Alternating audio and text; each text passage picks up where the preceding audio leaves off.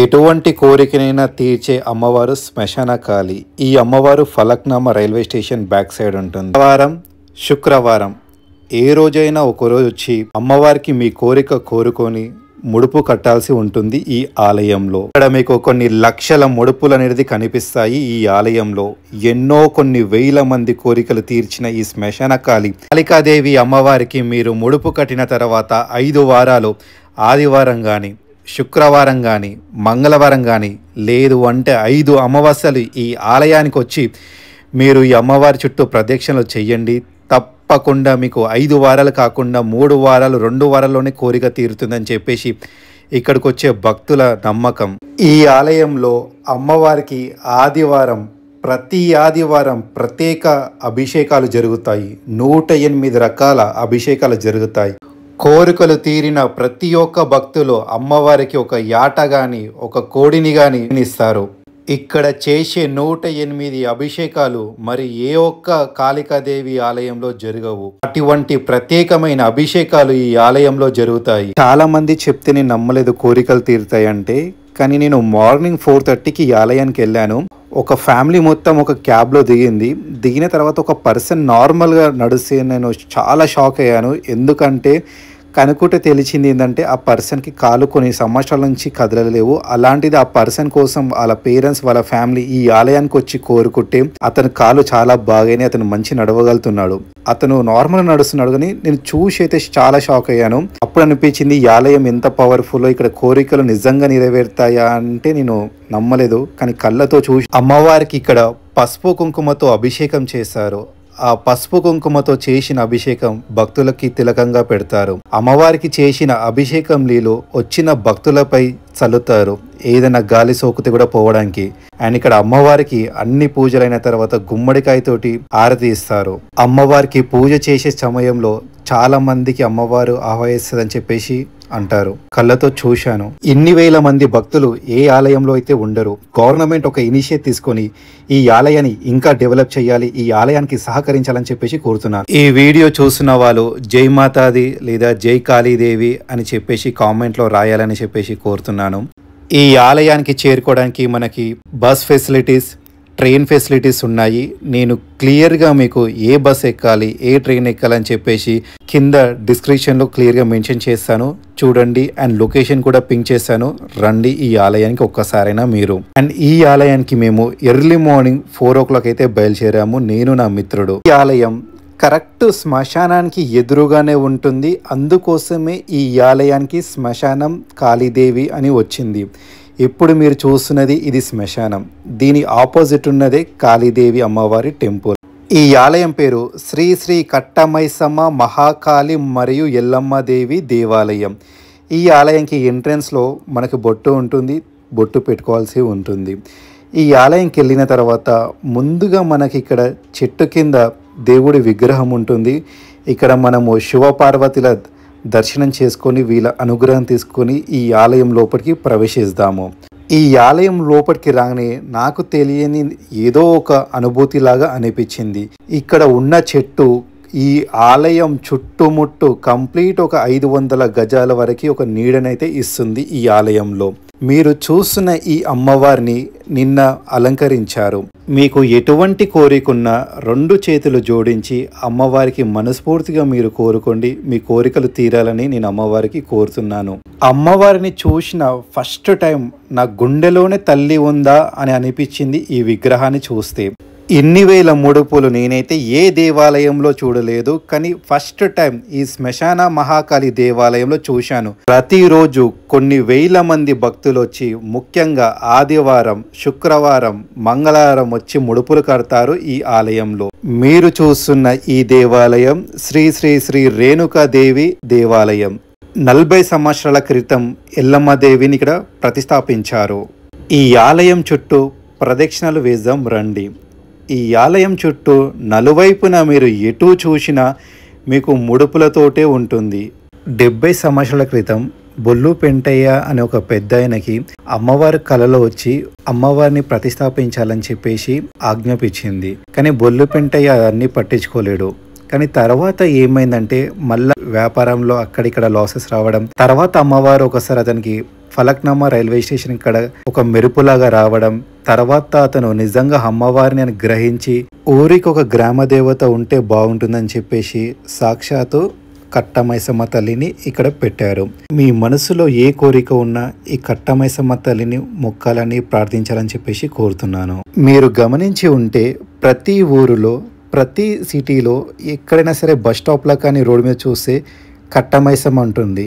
ఎందుకు అంటే ఆ ఊరిని ఆ గ్రామాన్ని అమ్మవారు చల్లని చూపులతో కాపాడుతుందని చెప్పేసి. ఒకప్పుడు ఇక్కడ పెద్ద తుఫాన్ వచ్చి ఫలక్నామా బ్రిడ్జ్ కొంచెం బ్రేక్ క్రాక్స్ వచ్చింది. చాలామంది ఆ వరదలో కొట్టుకుపోయారు. కానీ మీరు చూస్తున్న ఈ దీపం అఖండ దీపం మాత్రం ఎప్పుడూ ఆరలేదు. అండ్ ఇక్కడ వచ్చేసి అమ్మవారికి కొబ్బరికాయలు కొట్టే స్థలం ఇది. ఎవరైనా సరే అమ్మవారికి కొబ్బరికాయలు కొట్టాలంటే అక్కడ కొట్టండి. అండ్ ఇప్పుడు వచ్చేసి టైం దాదాపు 5:30 అవుతుంది. చాలామంది వచ్చారు. ఎవరి కోరిక అయితే నెరవేరుతుందో వాళ్ళు బోనాలు చేయడం కానీ ఒక యాటెనో మేక ఈ ఆలయంలో. మొట్టమొదటి హారతి 5:45 నుంచి 6 గంటల వరకు అయితే ఒక హారతి ఇస్తారు. హారతి ఇచ్చిన తర్వాత ఈ ఆలయంలో నల్ల బొట్టు పెడతారు. ఈ దేవాలయంలో అంటే ఎటువంటి చెడు కానీ ఎటువంటి గాలి సోకకుండా చాలామంది ఇక్కడ ముడుపులు అయితే ఇలా కడతారు. అంటే ముడుపులు తెచ్చి ఇక్కడ పూజారికి ఇస్తే పూజారి అమ్మవారి దగ్గర కాళ్ళ దగ్గర ఇలా పెట్టి తర్వాత భక్తులకు ఇస్తారు. వాళ్ళ ముడుపు అనేది అక్కడ చెట్టుకి కడతారు.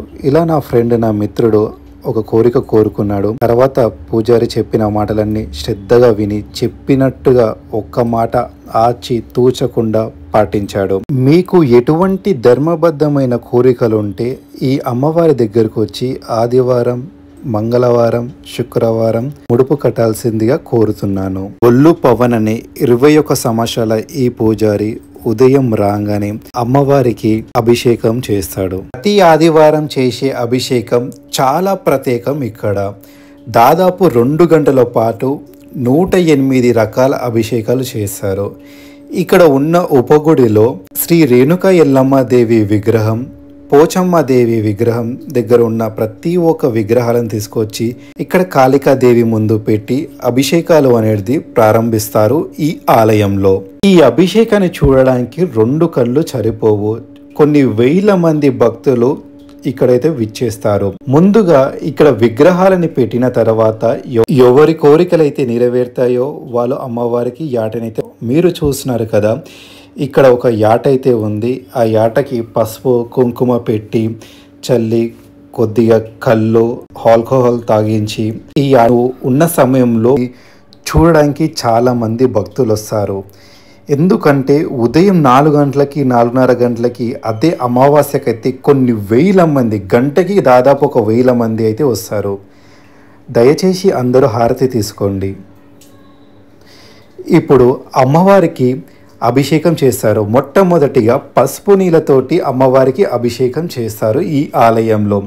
తర్వాత అమ్మవారి విగ్రహం, కాళికాదేవి అమ్మవారి విగ్రహం మొత్తం బాగా కడిగి తర్వాత వాటర్ తోటి చాలాసారి కడుగుతారు. వేడి నీళ్ళు తోటి చేస్తారు అభిషేకం అమ్మవారికి. వాటర్ అయితే నార్మల్ పైప్ తోటే వాడుతున్నారు, కానీ నాకైతే పొగలు వచ్చినట్టు అనిపించినాయి. తర్వాత అమ్మవారికి పాలతోటి ప్రత్యేక అభిషేకం చేస్తారు. మీరు చూస్తున్నారు కదా పాలతోటి అభిషేకం. ఈ అభిషేకం చూడడానికి 2 కళ్ళు అయితే సరిపోలేదు. దయచేసి మీరు కూడా చూసి దర్శించండి అమ్మవారిని.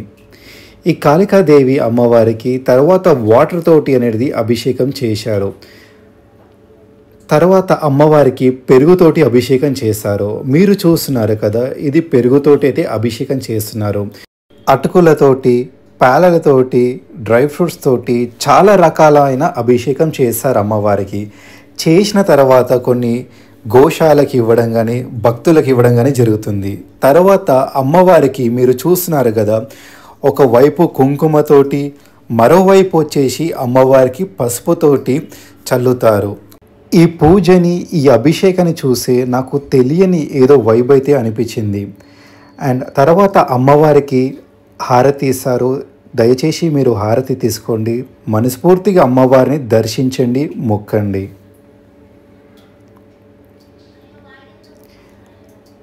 తర్వాత అమ్మవారికి మళ్ళీ నీళ్ళతోటి అభిషేకం చేస్తారు. కింద ఉన్న ఉపదేవులకి కూడా అభిషేకం చేస్తారు. తర్వాత మనకు రకరకాల దానిలతోటి అమ్మవారికి అభిషేకం చేయడం జరుగుతుంది. ఇక్కడ పసుపు నీళ్ళతోటి కానీ, కుంకుమ నీళ్ళతోటి కానీ, పాలతోటి కానీ, ఇతర పదార్థాలతోటి అమ్మవారికి అభిషేకం చేస్తారు. ఇక్కడ ఈ అభిషేకాలు చూడడానికి కొన్ని వేల మంది ఉదయం 4 గంటలకి వస్తారు. నేను తప్పకుండా చెప్తున్నాను కదా, మీరు ఈ అభిషేకాన్ని జీవితంలో ఒక్కసారైనా రియల్గా వెళ్ళి చూడాలని చెప్పేసి కోరుతున్నాను. ఎందుకంటే 108 అభిషేకాలు ప్రతి ఆదివారం, ముఖ్యంగా అమావాస్య అప్పుడు వచ్చే ఆదివారం అయితే చాలా ప్రత్యేకంగా చేశారు ఈ దేవాలయంలో. ఈ ఆలయంకి వెళ్ళినప్పుడు నేను కొన్ని విషయాలు, సంఘటనలు విన్నాను. ఈ అమ్మవారి మెడల్లో కొంతమంది చనిపోయిన వాళ్ళ బూర్ది ఉంటుంది కదా, ఆ బూర్ది తీసుకొచ్చి చల్లారంట. ఎందుకంటే అమ్మవారి శక్తిలో తీసుకెళ్దామని. కొంతమంది చనిపోయిన వాళ్ళ పుర్రెలు ఉంటాయి కదా, అవి తీసుకొచ్చి ఈ అమ్మవారి మెడలో వేశారంట. మరికొంతమంది చనిపోయిన వాళ్ళ బొక్కలు వేయడం కానీ, కొంతమంది ఈ బస్తీలో ఉన్నవారు చాలామంది అయితే అడ్డుకున్నారు. చాలా అంటే చాలా కష్టపడ్డారు ఈ ఆలయం కోసం ఇక్కడ ఉన్న బస్తీ వాస్తవికులు అండ్ బొల్లు ఫ్యామిలీ వాళ్ళు. ఇప్పుడు మీరు చూస్తున్నది బొల్లు పవన్ని. ఇతను బొల్లు జగన్ వాళ్ళ కొడుకు. ఇంత ముందుకు ఈ అమ్మవారిని ప్రతిష్టాపించింది ఈ పూజారి గారి తండ్రి. అండ్ ఈ ఆలయంలో దాదాపు 40 సంవత్సరాలు అవుతుంది అమ్మవారిని ఇక్కడ ప్రతిష్టాపించి. ఇప్పుడు కాసేపట్లో అమ్మవారికి హారతి ఇస్తారు. ప్రతి ఒక్కరు తీసుకోవాలని కోరుతున్నాను.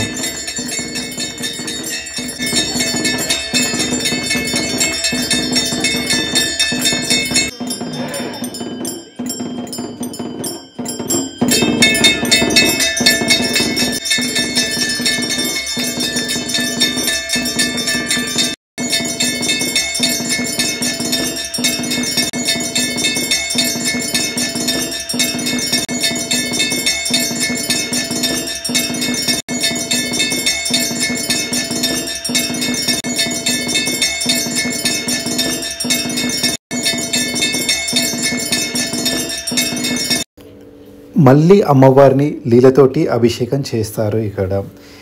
ఇలా దాదాపు 108 సారి అభిషేకం అనేది అమ్మవారికి చేస్తూనే ఉంటారు. ఈ అభిషేకానికి దాదాపు 2 గంటలు టైం పడుతుంది. సుమారుగా 2 నుంచి 2.5 గంటలు పడుతుంది. తర్వాత అమ్మవారికి పసుపుతోటి, కుంకుమతోటి బొట్టు పెడతారు. అమ్మవారి చేతిలో ఉన్న హస్త్రాలకి, ప్రతి ఒక్క హస్త్రానికైతే ఇలా పసుపుతోటి ముద్దగా చేసి అమ్మవారికి అయితే పెడతారు.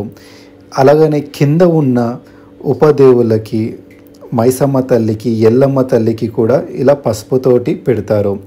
పసుపుతో పెట్టిన అనంతరం కుంకుమతోటి అమ్మవారికి బొట్టు పెడతారు. అలాగనే రేణుక ఎల్లమ్మ తల్లి, మైసమ్మ తల్లికి కూడా కుంకుమతోటి ప్రత్యేకంగా అమ్మవారికి బొట్టు అనేది పెడతారు. భక్తులు తీసుకొచ్చిన పూలమాలతోటి అమ్మవారికి అయితే వేశారు మెడలో. ఎవరెవరైతే అమ్మవారికి నిమ్మకాయల దండ, పూల దండ తీసుకొస్తారో దానితోటి అమ్మవారికి తీసుకొచ్చిన ప్రతి దండ అమ్మవారికి అయితే వేశారు. ఇలా అయిన తర్వాత అమ్మవారికి హారతి ఇవ్వడం జరుగుతుంది.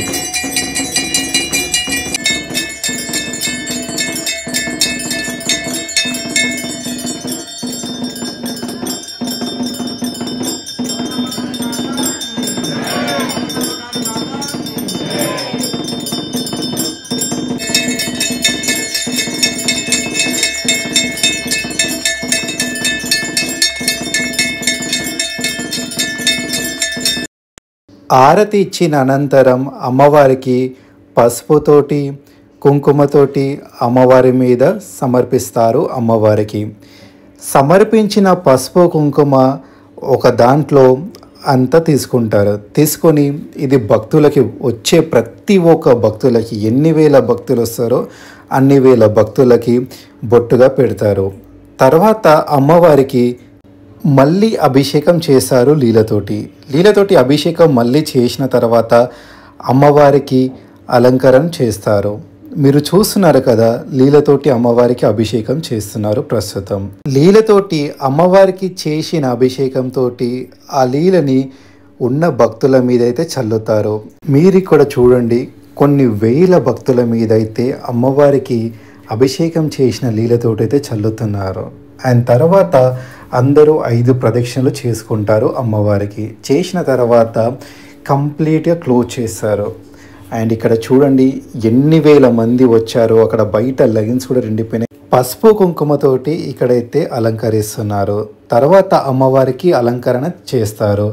అలంకరణ చేసిన తర్వాత అమ్మవారికి ప్రత్యేకమైన హారతి ఇస్తారు గుమ్మడికాయతోటి. మీరు చూస్తున్నారు కదా, ఈ హారతి కోసం కొన్ని వేల మంది ఎదురు చూస్తున్నారు. అమ్మవారికి మొట్టమొదటిగా గుమ్మడికాయతోటి ఇలా అయితే హారతి ఇవ్వడం జరుగుతుంది. మీరు మీ 2 కళ్ళతోటి చూసి ధరించండి. 2 చేతులు జోడించి ఈ హారతిని తీసుకోండి. అమ్మవారిని మీ మనస్ఫూర్తిగా కోరుకోండి, మీకు ఏవైనా కోరికలు ఉంటే.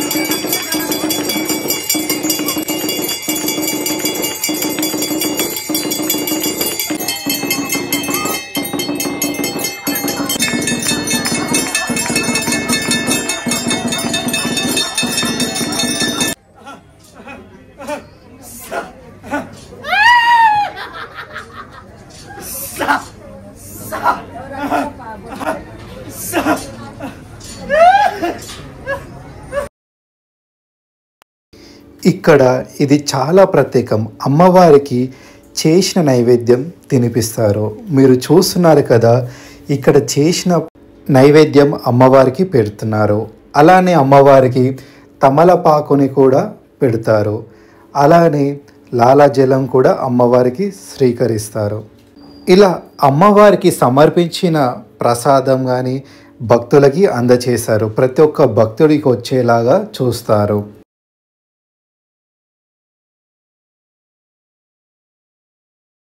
నాకు ఈ ఆలయం గురించి ఇక్కడ మీరు చూస్తున్న కింద ఈ వంశీస్వామి అయితే చెప్పారు, ఆదివారం రా, నీకు ప్రత్యేకమైన దర్శనం కనిపిస్తుంది, ఇంతవరకు ఎప్పుడు చూడని అభిషేకాలు చూసావంటే వచ్చాను. నాకు చాలా అంటే చాలా బాగా అనిపించింది. ఈ కొన్ని వేల మంది భక్తులలో నేను కూడా పాల్గొనడం. ఒక్కసారి అమ్మవారి హారతి అయిపోయిన తర్వాత ఇక్కడ బొట్టు పెట్టుకొని తర్వాత ఇక్కడున్న గుడి చుట్టూ ఒక ప్రదక్షిణం అయితే చేయాల్సి ఉంటుంది. అండ్ ఎవరికైతే ముడుపులు కానీ దీపాలు కానీ పెట్టేది ఉంటుందో వాళ్ళు ఇక్కడ అమ్మవారికి సమర్పిస్తారు. అండ్ ఇక్కడ చూస్తున్నారు కదా, చాలామంది ఇక్కడ అమ్మవారికి సమర్పిస్తారు. అండ్ ఇక్కడ ఈ చెట్టు చుట్టూ అయితే తిరుగుతారు. అండ్ ఇక్కడ మనకి ముడుపులు కావాలన్నా, నిమ్మకాయలు కావాలన్నా, దండలు కావాలన్నా, గాజులు కావాలన్నా, కొబ్బరికాయలు కావాలన్నా, అమ్మవారికి పూజకు కావలసిన ఏ ఒక్క సామాను కావాలన్నా, చీరలు కావాలన్నా ఇక్కడ మనకు లోపల దొరుకుతుంది. అండ్ బయట కూడా చాలా షాపులు ఉంటాయి. మేమైతే దర్శనం చేసుకున్నాము. అమ్మవారి మెడలో ఉన్న మాల అయితే మాకు అందింది. చాలా అంటే చాలా బాగా అనిపించింది. అండ్ ఇక్కడ చూశారు కదా, ఇక్కడ కూడా ఉపగుడిలో ఇక్కడ ఆలయంలో పూజలు బాగా జరుగుతాయి. బొట్టు పెడతారు. పెట్టిన తర్వాత చుట్టూ తిరిగితే మనకు మనసుకు కలిగే ఒక శాంతి ఉంటుంది కదా, చాలా బాగా అనిపిస్తుంది. నాకెందుకో ఈ దర్శనం అయిపోయిన తర్వాత మళ్ళీ ఇంకొకసారి రావాలి, మళ్ళీ ఇంకొకసారి చూడాలనిపించింది. అండ్ నేను మా ఫ్రెండ్ అయితే సక్సెస్ఫుల్గా చాలా మనశ్శాంతిగా హ్యాపీగా అయితే దర్శనం చేసుకున్నాము. సో దర్శనం కంప్లీట్ అయిపోయింది. మీరు క్రౌడ్ చూస్తున్నారు కదా, సో కొంచెం ఎర్లీగా రండి, మంచిగా అనిపిస్తుంది. ప్రతి ఒక్కరూ ఈ అభిషేకాల్లో పాల్గొనాలి, చూడాలని చెప్పేసి కోరుతున్నాను. అండ్ ఈ వీడియో ఎవరైతే చూస్తారో దయచేసి ఛానల్ని సబ్స్క్రైబ్ చేయండి అండ్ ఒక కామెంట్ చేయండి, లైక్ చేయండి. ఇఫ్ పాసిబుల్ అయితే 10 మందికి షేర్ చేయండి. ఈ అమ్మవారి గురించి తెలియచేద్దాము. జై మాతాది. అండ్ ఇప్పుడు మేము ఏదైతే రూట్ నుంచి వచ్చామో ఆ రూట్ నుంచి అయితే వెళ్తున్నాము. చాలా అంటే చాలా బాగా అనిపించింది. ఇక్కడ బయట అయితే దాదాపు ఒక 10-15 అయితే షాపులు అయితే ఉన్నాయి. సారీ 15 కాదు, దాదాపు ఒక 30 షాపులు దాకా అయితే ఉన్నాయని చెప్పొచ్చు. 30 షాపులు అంటే అర్థం చేసుకోండి ఎన్ని వేల మంది ఇక్కడైతే వస్తారో. మీరు చూస్తున్నారు కదా, ప్రతి దగ్గర మనకు ప్రసాదం కానీ నిమ్మకాయల దండ, పూల దండ అన్నీ కనిపిస్తున్నాయి. Thank you for watching this video. జై మాతాది, జై మహాకాళి, జై కట్టమైసమ్మ, జై శ్రీ రేణుక ఎల్లమ్మ తల్లి. అందరినీ చల్లగా చూడు, కాపాడు, రక్షించు. నేనేమన్నా తప్పుగా మాట్లాడినా, తప్పుగా చెప్పినా నన్ను క్షమించాలని కోరుతున్నాను. నా కోరిక, నా సంకల్పం ఏంటంటే ప్రతి ఒక్క హిందువు మీ దగ్గర ఉన్న దేవాలయంకి వెళ్ళి దర్శించాలని కోరిక.